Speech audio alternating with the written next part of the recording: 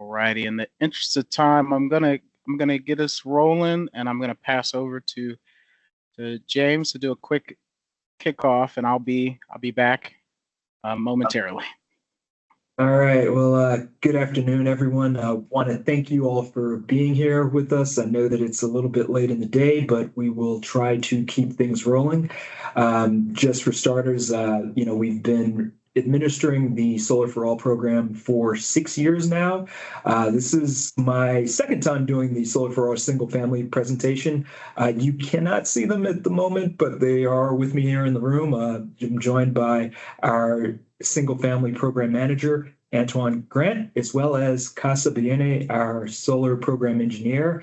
Online, we're joined by Josh Wink, who is the craft program manager, our affordable home electrification program team, led by Felena Owusu, with the APM's Carolyn Salvador and Anna Sanchez. We're also joined by our esteemed partners with the DC Department of Energy and Environment, who have slides set up for introductions in just a moment. But they are Dr. Lance Lonk and Thomas Bartholomew. I also believe Hussein Karim may be joining us as well. And before we cut to them, I'd like to turn it over to our marketing and communications manager, Kaylin Roach, who is joined by Carlin Engel, our events and social media coordinator, so that Kaylin can go over some of the webinar ground rules. Thank you, James. And I'm back again. Just letting you all know that there will be a Q&A at the end of the session, so we're going to let the team get through the presentation in its entirety. If you're having any technical difficulties, please holler out in the chat. You will be able to, if a question comes up during the presentation, please do write it in the chat or Q&A. You can see this is what the little chat icon looks like here, and this is what the Q&A icon looks like here. Either or works for me, but as the presentation goes on, just write those questions in there, and we'll get to them in the order that they're received. You will have the opportunity to come off mute and provide auditory questions, or ask a question via your voice. But we'll approach that. I'll tell you how to raise your hand and do all those good things again at the end of the session. Additional questions will be addressed, and responses will be posted to the solicitation page itself. And here's a great link, and you'll get these slides as well. And then also, additional questions can be sent directly to proposals@dcsu.com. The webinar in its entirety, along with the slides, will be posted in our resource library as well. So thank you all. And with that, I'm going to pass right back to James. Thank you very much, Kaylin. And yeah, just to clarify, the deadline for submitting any questions is a week from today on November 20th at 5 p.m. as shown on the subsequent slides, but we will get back to you on those deadlines in just a moment. And, one thing before we pass it on to our partners with the DOE, I do want to note that the DC Sustainable Energy Utility, DCSEU, and the Department of Energy and the Environment, DOE, are working with local solar contractors to design and install solar photovoltaic systems at no cost to income-qualified district homeowners and residents. These systems have the potential to offset electricity costs by as much as $500 each year, saving homeowners money for years to come. And that is the purpose of this program. But without further ado, I think we can move to the next slide. I would like to introduce our esteemed partner, senior economist with the DC Department of Energy and Environment, Dr. Lance Lonk. Good afternoon, folks. Can everyone hear me okay? Sure. All right. My apologies for not being on camera. I'll try to do so in a couple of minutes. I was just wrapping up a meeting and I'm still somewhat on the move. But welcome to this afternoon's RFP session. I am so delighted to see the number of folks that have joined today's call. As James mentioned, I work at DOE overseeing the DCSEU contract. We've been doing this Solar for All program in partnership with the DCSEU for quite a number of years. And it's actually been one of the things that our agency has been most proud of in terms of the accomplishment that this program have been able to deliver year over year. And many of that praise needs to be extended out to the folks that have participated in Solar for All in terms of the companies and the contractors that we've worked with, as well as the DCSEU staff and to our partners at PEPCO and the Department of Buildings that have been steadfast in supporting this program in helping us achieve all of the successes that we're so proud of. So this afternoon, I really want to take another opportunity to say thank you again to those who've participated in the program and welcome any potential new developers that are joining the session this afternoon. Solar for All is really a highlight of the district, and the residents who participate in this program, we've gotten nothing but positive feedback from them in terms of their experience working with you, the developers, and also from the benefits that they're seeing financially with respect to the savings that they're able to generate on their utility bills as a result of having solar installed on their home. So with that, I'll be available throughout the session to answer any pertinent calls, questions as it relates to DOE operations or funding or even Solar for All in general. But again, I'm happy to be here with you all, and I look forward to this afternoon's discussion. Thank you.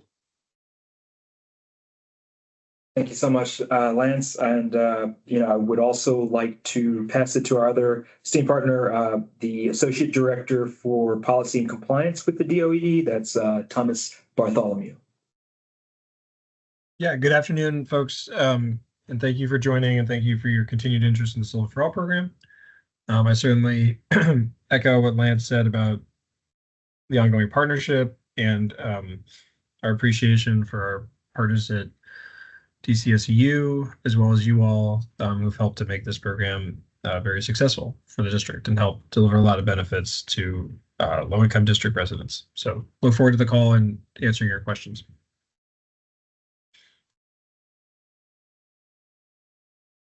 Definitely appreciate your introductions and all the work that you've allowed us to do over the years. We look forward to our continued success together. Before we get started, I'd also want to note that, last year was a challenging year given some juggling of funds, but it was still a successful year, as we'll get into in a moment as we do a recap of the program. Also on the agenda, Antoine and I will go over some of the program requirements. And finally, our engineer, Casa, will go over the QA/QC before we get into the Q&A at the end. That being said, these are some statements from Mayor Muriel Bowser before she announced the Solar for All program back in 2016, noting that this groundbreaking new law will enable us to extend the benefits of solar power to many diverse populations, our seniors, our local small businesses, our nonprofits, and our residents and families living on a fixed income. Realize you all probably heard this several times before, but it is important to highlight and restate what the main purpose of this program is, because it is vital to the DC area and its residents. That being said, Kelly, I think we can move on to the next slide. All right, so as I mentioned before, last year was a bit challenging, but we were still quite successful in not only closing out 58 Solar for All low-income single-family homes totaling 507 kilowatts, but also 19 rollover CREF projects totaling 3 megawatts that it started in FY23 and the like. But on this slide, you'll see a map of some of the major projects that we've done over the years. As you'll see, there's a high concentration of projects in Wards 7 and 8, but we've done projects throughout the city. Our CREF projects, total some 36 plus megawatts that, all goes back to the grid, ensuring that it's providing electricity to lower the bills by half on the district's residents, low to moderate income residents, and the single family projects that we've installed. It doesn't show the totals here, but you can do the math. We've installed over 600 50-some projects for homes in FY23. We did our most ever at 176 homes, but still last year, it's still an impressive number given the time frame that we had to implement those projects. And I think we can move on to the next slide here. So again, FY24 recap, our goal was 50 projects. We completed 58 that were operating by September 30th, spending approximately $660,000 plus in incentives, and which included 24 roof repairs, 5 heavy ups, 3 battery pilot program installations. Those 58 homes will generate a total of 507 kilowatts. In terms of homeowner savings, it's estimated that the homes will experience a minimum 50% reduction in utility bills based on an average installation of 4,200 kilowatt hours per year, that baseline being established back in 2016. And you'll see on the right there, our one of our residents, Cerise Turner, who was a 2023 Solar for All recipient and has been quite vocal about our program and the positive results that she experienced and continues to experience from Solar for All. All right, moving on. I'll turn it over to you, Antoine, but feel free to defer to me as needed on the solar program requirements and milestones for FY25. Yeah, sure. And thanks, Kaylin, and thanks, James. So yeah, I am Antoine Grant. I'm the solar program manager. I'm most likely who you'll be speaking with if you are selected for this program during our meetings throughout the program year. Next slide. So just to go over the RFP program requirements, of course, our goal is to install about 150 single-family PV rooftop-mounted systems, totaling between 700 and 900 kilowatt hours of solar by August 1st of 2025. So 100% of the output of these solar systems should go to the homeowner, of course, free of charge. The projects must meet all the milestones, which we'll go over in the next couple of slides in order to receive that incentive.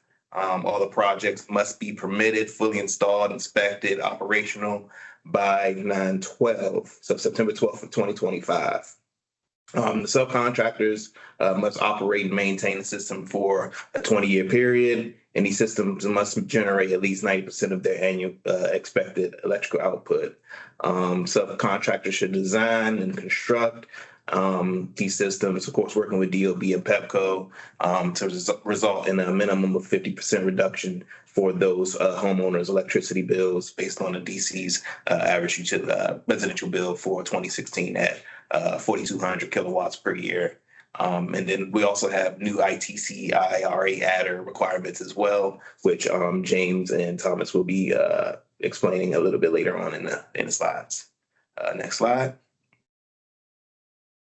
So yeah, this is our evaluation criteria based on your proposals. So we look at, of course, your household capacity and calls. So we award up to 25 points for however many residential homes you have that you propose to install. Of course, with that system size not exceeding 5 kilowatt, that is the max we will pay out for these projects. And then, of course, we also look at how much you are requesting for a price per watt incentive, with that max being $150. Of course, if you are applying for those ITC adders, we recommend you don't go over $1.25 per watt, and we award up to 30 points based on how many, based on the proposals that are submitted. And of course, we have our own calculation on basically awarding your points for that. And we also award your team in experience and quality, of course, up to 10 points based on how much you've deployed in the DC area or in the United States. Prior experience with our program, up to 15 points. And then your project team, up to 10 points. Of course, submitting letters and resumes and things like that on your team. We award up to 10 points on your innovation. These things can be basically workforce development programs or anything of the like to basically show your innovation, your benefits to the community. And then, of course, up to 12 points for CBE and SBEs, which will go off the CBE website's point evaluation. Next slide. And this is just to kind of go further into the CB and SBE thing. So yeah, the district contracts in excess 250,000 require the district's contracts in excess of $250,000 require us to do a 35% SBE subcontracting utilization plan throughout the contract. So of course, your contract is usually about a year up till September 30th. So that's how we look into that. So our goal is at least do 50% of those incentives awarded to this RFP, BCBs, of course. And you can see the list of categories for those CBs. So SBEs and woman-owned businesses are awarded 3 points. Resident-owned businesses, 5 points. Long-term resident businesses, 5 points. Local business enterprises, LBE, are 2 points. Local business enterprises with principal office located in an enterprise zone is rewarded 2 points. Disadvantaged business enterprises, 2 points. Veteran-owned businesses, 2 points. And local DC manufacturing businesses, 2 points as well. Next slide. And this, so yeah, with our contract as well, we have a insurance requirement, which is listed here. So any commercial general liability insurance, our limits are 1,000 per occurrence, 2 million, 1 million per occurrence, and 2 million per aggregate. Automobile liability insurance, 1 million per occurrence, combined single limit for bodily injury and property damage. Workers' compensation insurance, of course, we go with the local mandates.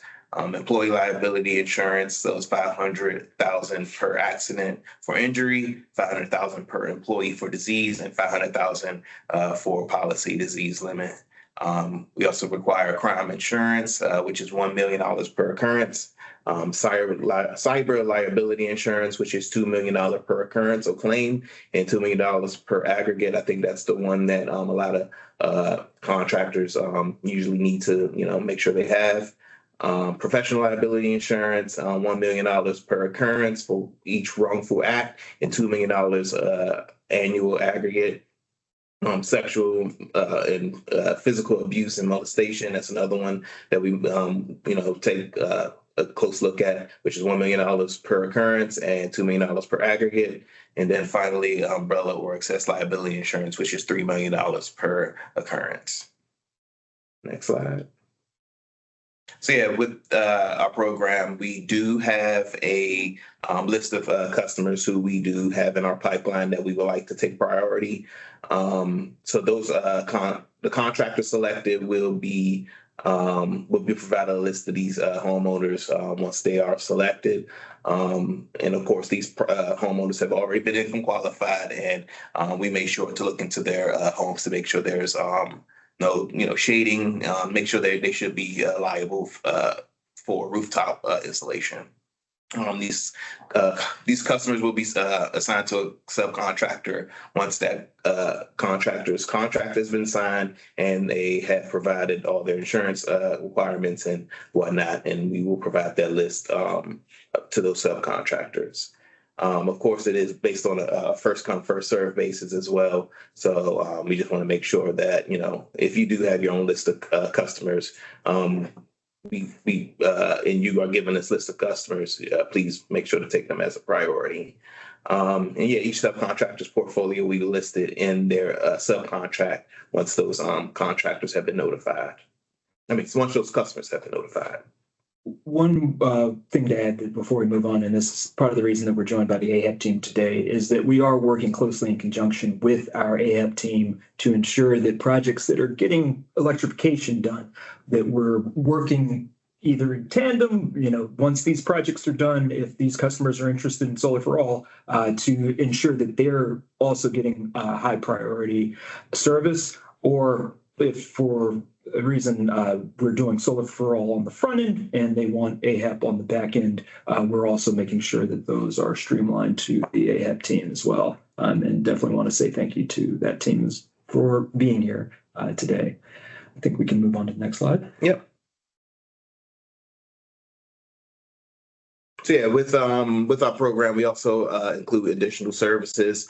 So last year we expanded, well, a couple years ago, we expanded our services to include roofing and electrical services for any homes that need that in order to properly maintain their solar. So with that, bidders are required to inform DCSEU of any repairs, being roofing or electrical. That seems that it will hinder the installation of the solar system. We required at least submitting up to 3 bids from a roofing contractor, electrician for the services, and confirmed that you're able to perform that work in house, and we'll basically reimburse you once we receive those bids from your contractor. So if it is approved, we will include that into your subcontract in that attachment C. It'll be in its own column, and of course, making sure that once you have that on your contract, that basically approves of you moving forward with that service for that customer. And of course, these customers should not be charged for these services. We will basically reimburse you once the project is complete for these services. Next slide. So yeah, milestone overview. So of course, with each milestone, there are documentation that should be submitted over to the DCSEU. They must be submitted and approved by the DCSEU. So we will provide you with a milestone checklist to help you ensure your submission of documentation is complete. Documentation needs to comply with the requirements that is listed in the subcontract, which you should be getting a little bit later. So yeah, failure to complete these milestones by the deadline may result in project termination as defined in the subcontract. So that milestone documentation should be submitted to DCSU via SharePoint, which you will be receiving a link for once your contract has been signed and approved. So we we encourage you to upload documentation as soon as you receive it. That way you can give us some time to review that information and submit that over to our finance team for review as well. You can also email documentation over to myself as well as Madison. So yeah, milestone payment will only be processed for completed submission. So once we receive every single document listed on your subcontract, that is when you will be reimbursed for the solar system. All homeowner agreements shared shall have the homeowner's name and information pre-filled by the DCSEU, which is something new that we're doing this year. We will pre-fill all homeowner agreements and then send that over to you and the homeowner to be signed. They can, of course, fill in that for the application referring to the contractor name when applying on our website as well. If they would like to, if you would like to get those homeowners into the program. Let me just restate that so that it's clear to everyone. This is probably one of the biggest changes that we've made from prior years. We're not, you may notice that we have a new logo, but there's also been some changes to the website. All homeowner agreements that are going out from this point forward are going to have the homeowner name pre-filled by us. So there won't be any blank homeowner agreements going to subcontractors. If you want someone added, we will need that request in writing. It would have to be approved. We'll fill in the homeowner information, their name, and you can follow up with them if they have to provide that in person. They can do their application online at our portal at the website shown there. They would have a field where they can put in the name of the referring contractor so that you will get credit. We'll be able to see that, hey, this is the contractor that referred them. And if they are accepted into the program, given the bandwidth this year, we're shooting for 150 projects or more, we would then assign them to that referring contractor. But please, take note of that because that is, again, one of the biggest changes from last year to this year. All right, I think we can move on. Next slide. Yeah, for the milestone 1 documentation, we require a subcontractor statement, which we do have a template for you. So once we do have the list of customers, I will send that out to you for you to sign. We also require preliminary drawings of the customer's home. So that will include It would need to include their address, name, and net system size. So please make sure those things are listed on those drawings. A signed homeowner agreement from both homeowner and the contractor, as James just pointed out.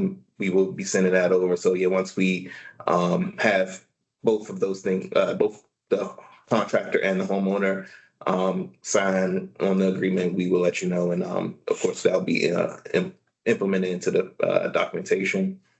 Of course, recent PEPCO bills, which we may also have, but we will let you know if we don't have anything. And then, of course, a financial partner commitment letter, a finance letter. So if you do your own financing for these projects, you can just basically send us a letter saying, hey, we're financing the projects. And just as a note for identification purposes, you can use the hashtag DCSEU SFA 2025 SF for single family on any PEPCO or DOB submissions. That way they would know these projects are solar for all and can put some type of, forgot the word, but just basically trying to let them know that, they should take priority on these projects to get them complete. The milestone deadline for these documents is March 5th of 2025. Next slide. For milestone 2, document requirements, stamp engineering drawings, but I guess I will go ahead and just say make sure they are DOB stamped engineering drawings that you receive with your permits. Of course, we will need the permits as well, both solar and electrical permits, PEPCO ATI, and then confirmation of procurement of the following things. So the panels, inverters, microinverters or optimizers, and the racking. Once we receive these things, and the deadline for that is April 18th. These are the documents that we'll need for milestone 2. Next slide. For the final milestone 3, we will need proof of payment for those for the procurement, which was just mentioned for milestone 2. We would need just a proof of payment for those. It could be a zero balance invoice, or paid in full invoice, or just proof of that payment was sent for that invoice.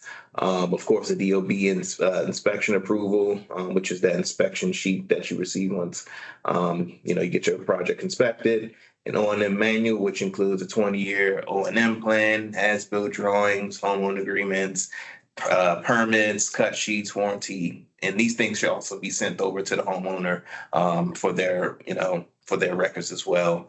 Of course, we do our own substantial completion report, which Casa will get into in the next few slides. And then, of course, PEPCO ATO, login information for each inverter. And then, of course, an invoice that you would submit over to us to pay out these projects. Also to include, if you did have any roofing or electrical services, make sure you have those invoices and make sure they're a proof of payment for those as well sent over to us so we can reimburse for that. And include those reimbursements in your invoice to the DCSU as well. So yeah, once we receive all that documentation, we will pay out 100% of the project once we receive all those documents, and that is by September 12th of 2025. Next slide. So yeah, process for completing this work. So yeah, usually we will have weekly meetings. Sometimes we will do some site visits. So of course, CASA will be doing virtual inspections. I'm sure it's pretty hard to get out to 150 homes. So yeah, we'll do virtual inspections. We'll do progress reports, just making sure we're keeping track of what's going on with these projects, and if there's anything that could go wrong, of course we will know well ahead of time, and then we will also set up a tracking sheet as well, which will be in your SharePoint folder to basically upload your documentation. Next slide. I'll just note that, yeah, it is necessary to make those weekly meetings. If for some reason there's an emergency where you can't make those weekly meetings, please send us an update in writing or give us a heads up. Those are very important check-ins, but yeah. Here. Yeah, so yeah, we also have some post-construction obligations as well. Monitoring, of course, for the system for the 20-year period. We will need API keys and site ID for monitoring and making sure that solar@dcsu.com is added to that monitoring system. making sure you register with the PSC. Of course, that's the only way you'll be able to get the SREX and get some of your money back. And of course, ensure the project is online and providing the expected output to the homeowner. And then if there's any issues with the systems, of course, fix those issues during their operation period. And then this final bullet, so this is bolded for a reason. The second biggest change this year, and I've already been getting questions on this, so without further ado, those who are waiting, we still have it so that if any ITC adders are received, and there's going to be a slide on this right after this one, we need a check to VEIC for 50% of any of the ITC adder proceeds within 60 days of receiving a payment from the federal government for an IRA adder, so that it can be used for the furtherance of Solar for All. If, and this is the key point, if you are bidding over $1.25 per watt. So right now, the maximum incentive that you can bid is $1.50 per watt. If you want to receive ITC adder proceeds without having the obligation to turn those over to the 50% to VEIC, you would need to bid in this RFP $1.25 per watt or less in your portfolio. So that's a decision that bidders will have to make. But I think we can move on to the next slide, and I'll also turn it over to Thomas Bartholomew to expand on it. But we may get some questions on this later. So for the breakdown, the ITC IRA adder provision. You might have noticed this in the RFP, but all projects that plan to apply for any tax credit adder authorized by the Inflation Reduction Act must be noted in the proposal, along with an agreement to bid a maximum of $1.25 per watt or enter into the commitment noted below. So understand that you may not know all the projects that you're submitting at this time. We expect you to make a reasonable effort to identify those projects, but this would pertain to your entire portfolio. If you're bidding over $1.25 per watt, any projects that receive IRA adders would have to return 50% of that tax credit adder. If a bidder is awarded a subcontract, they will need to disclose if they intend to apply for IRA adders for any projects authorized under the subcontract. If a project is authorized for Solar for All and then receives an IRA adder, the bidder or subcontractor would be required to enter into a commitment with VEIC again to transfer 50% of the tax credit adder proceeds for the projects to VEIC for the development of Solar for All in Washington, D.C.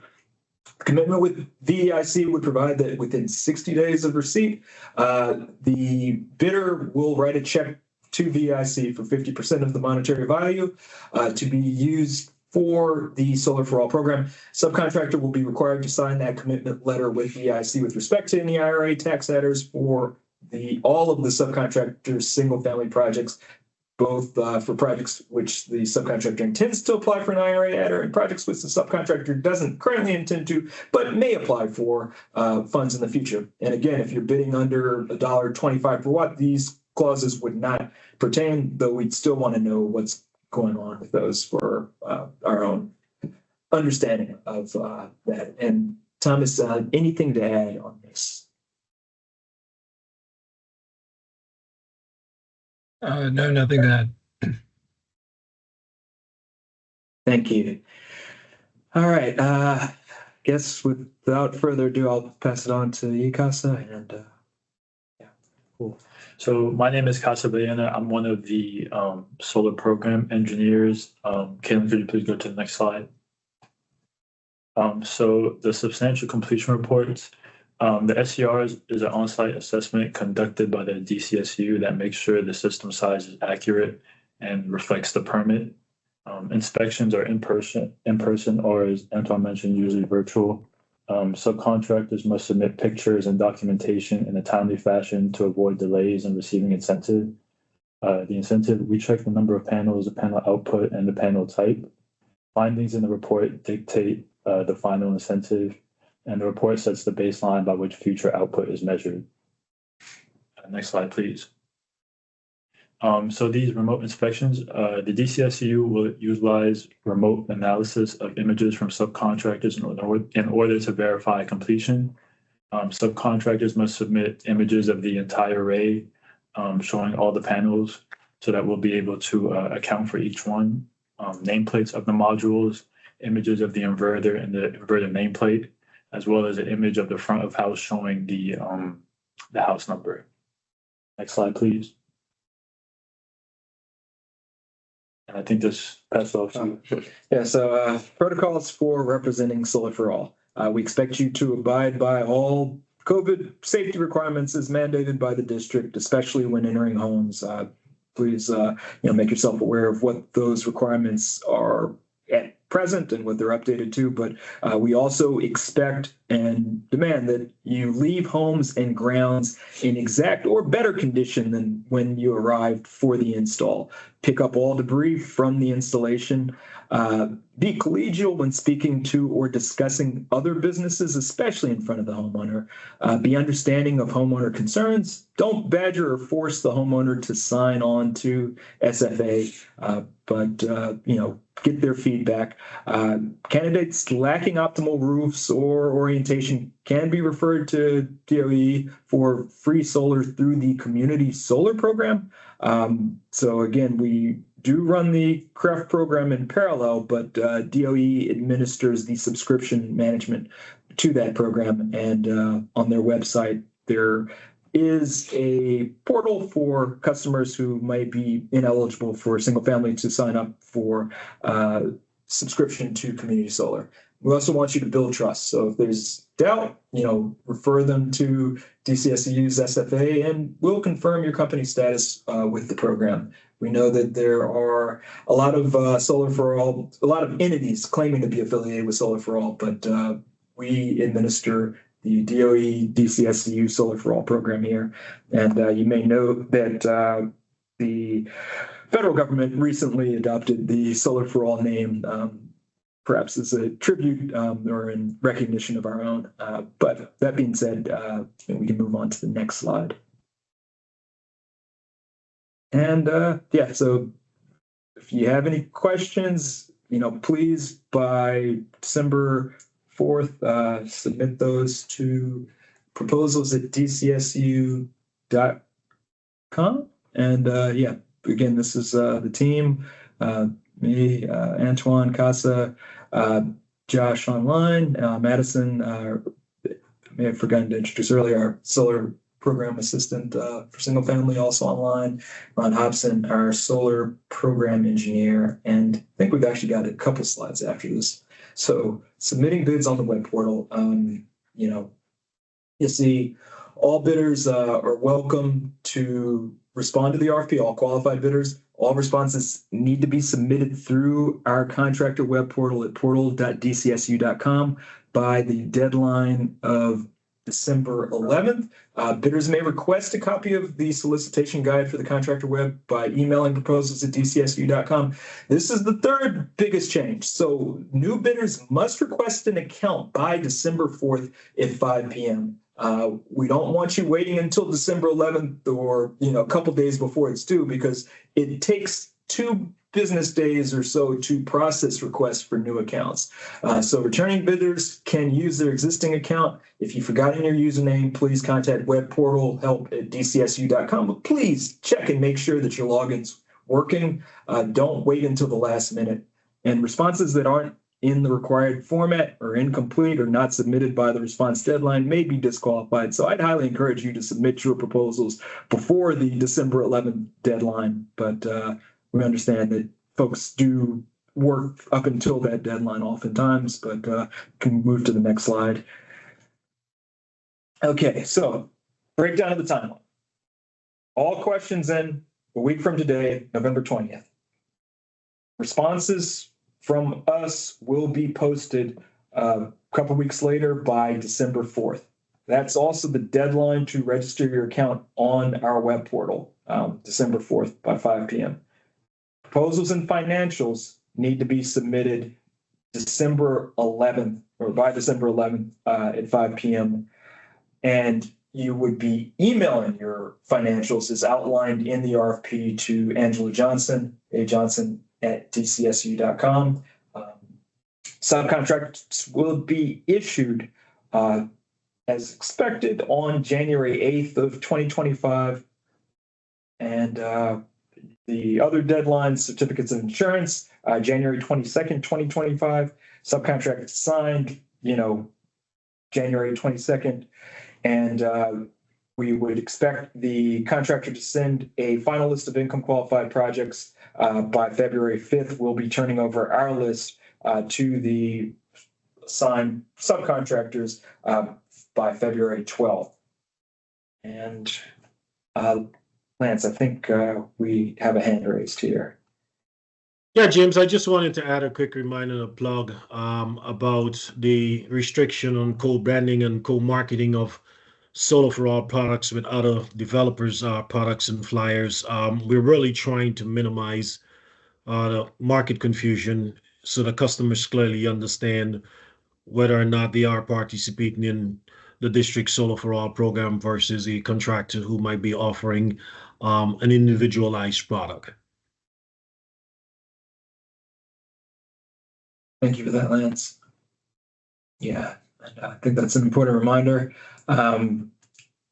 So, please sign up for contractor updates by visiting dcseu.com/contractor updates and sign up to receive updates about upcoming trainings and opportunities with contractors. There will likely be a blast for the CREF RFP for folks interested in participating in that as well. But without further ado, I'll turn it back over to Kaylin for, again, an explanation of how to submit questions. Yes, and I'm back. Just wanted to note for you all that I didn't, you guys are a quiet bunch today. I didn't see anything in the chat. I didn't see anything in the Q&A. So you can either write your questions in the chat or the Q&A. As noted here, you can see this wonderful little icon here for the Q&A and this wonderful icon for the chat. If you do want to ask a question via your voice, my only requirement is that you raise your hand.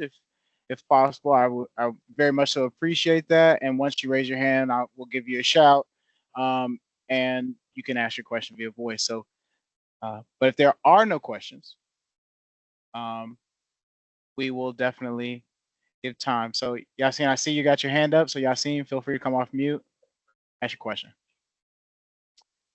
Well, I'm guessing that I could just rewatch this, but I was just wondering if James or Antoine could go over the sign-up process with the way the homeowners agreement is being handled this year.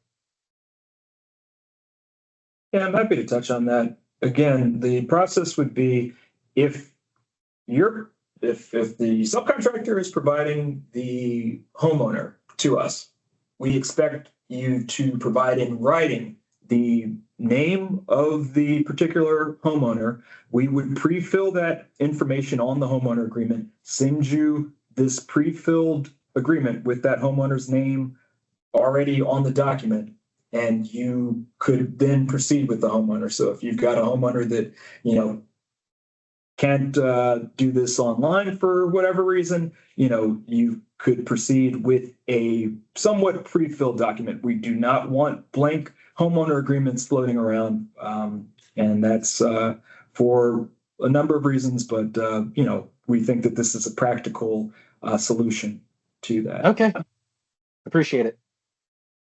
No problem, and thanks for your question. Thank you, Carl. I see your hand up. Come off mute. Ask your question. Hey guys, thanks for all the info. Yeah, just a note, I had trouble actually entering anything in the chat. But with the slight tweak in the ITC tax adder payment, it's noted that when we receive payment, we are to cut a check. What is that defined as the payment? Because it is a tax credit. So are you thinking the following tax year or subsequent tax years? So, I mean, I'll start it off and, let, Thomas or Lance jump in if there's anything to add. But the way that I understand it is that if you're awarded a ITC adder, you would, or the entity that's being awarded would see a payment from the IRA. 50% of that we would expect to be sent to VEIC via check within 60 days of receipt of that payment, whether made to you, the financial partner, or the like. If you would prefer to avoid that process, the maximum incentive amount that you should bid for your portfolio would be $1.25 per watt. Otherwise, that's the process. So again, Thomas, Lance, feel free to add anything, but that's my understanding. Yeah, because when you get an allocation for the tax credit, it's a two-step process. After you get allocation, then you go back and you submit the PTO and additional documentation. Then once you have the allocation of that tax adder and then the second stage approval, you can basically use that for your taxes. I guess there are some scenarios where you can get direct payment, but that's usually for nonprofits. But the individual companies, usually it's just a tax credit. So that was the only question, because yeah, I like the option of the lower bid price. So that's good to be able to evaluate that. But that was why I was trying to get a clear definition of the payment so we can evaluate that. I mean, it's a good, prudent question, Carl. And, again, I'm not an expert on IRA tax adders, but, folks that might have a slightly better understanding from DOE, if you want to weigh in or add anything, please feel free to. But and James, we can always address this question in the official responses for the RFP as well. Just want to note that too. Thanks for the reminder there, Caitlin. And yeah, again, that process can be, avoided if you wish to bid $1.25 per watt. If you think that there's a chance that you would be bidding on those adders, or we could proceed with the way that it's outlined, and we will be, weighing in the Q&A as well. But thank you, Carl. Thank you, Yassine, for both your questions. Again, it's easy to raise that hand and come off mute. So please feel free, if you want to ask your question in the chat, feel free to ask it in the chat. If you want to ask any Q&A, please do. If you're having any trouble, please do exactly what Carl and Yassine did. Just raise your hand and I'll give you a shout. We still have about 8 minutes left in the session, but if there's no further questions, you can always submit. Oh, there we go. Carl, you're back. Yeah, I didn't want to take anybody else's time, but and I may have missed it, the guidelines for income verification for potential customers. That's a very good question, Carl. We do have the changes to the website now where customers can submit, and it's all very detailed, as part of their application, income qualifying documents, which we would review as part of their application. But the guidelines, we can do a Q&A on this. It's substantially the same as it was in years past. The income limits have been adjusted slightly, as they do every year. But if there's any other specifics, I'm happy to go over those either here and, the Q&A responses that would be posted by December 4th.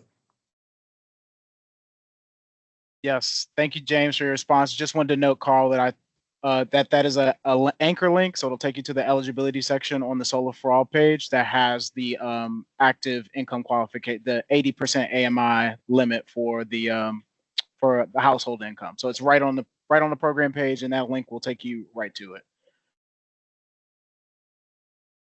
All righty. And any questions, any further questions from anybody else, or Carl, if you got another one. But feel free to raise your hand, throw it in the chat, throw it in the Q&A. Again, I'll just remind folks that this recording will be posted to our resource library. And anybody who registered for this event, so if you have a team member who registered but couldn't attend, they will also get it. And the resource library post will have the recording and the slides attached to it. Our official responses will be posted directly to the solicitation, so don't lose the link to the solicitation, and you'll probably see more e-blasts throughout the process, throughout this solicitation period, just reminding you guys of all the deadlines. Do expect to see that email this week. But yes, but please, we got 5 minutes left. If you do have more questions, I will go back just a few more. Well, questions are due November 20th, but just submit them to proposals@dcseu.com if you have a question that comes up post session, and that will also be in the reminder e-blast that I send out to all people who attended and registered, alongside the slides and the recording with you all. So, but it sounds like we only got 3 questions today, but you have more chances to ask them if you ask them by November 20th, which is 7 days away. So just want to note that as a reminder. And seeing as we're a little quiet, I'll pass to James, Lance, and Thomas if there's any last words, but thank you all for attending today. Yeah, just want to restate, thank you so much, everyone, for your attendance today. I really want to thank our partners and colleagues from the DOEE, Lance Lonk and Thomas Bartholomew, for their participation in attendance, as well as their continued support of the Solar for All program for the DC residents, and the DCSEU is happy to continue this program. Want to say thank you to all the subcontractors who have participated this year, past years, and will continue to be a major part of this program going forward. And thank you to my colleagues, both Antoine and Casa, for presenting here, as well as the many colleagues who I noted before are joining us online. And a special thanks to Kaylin